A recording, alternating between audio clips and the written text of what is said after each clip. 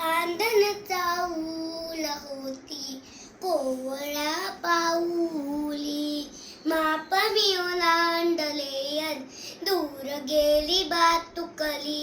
खेळण्याचे होते वय, अंगणाची होती सय, सोवल्या मनात माझ्या बरे नभाचा जय. थबकली उमण्यात मी पाहुनी नवीन पहाट, जणू जन्मले नव्याने भरता हा मलवट.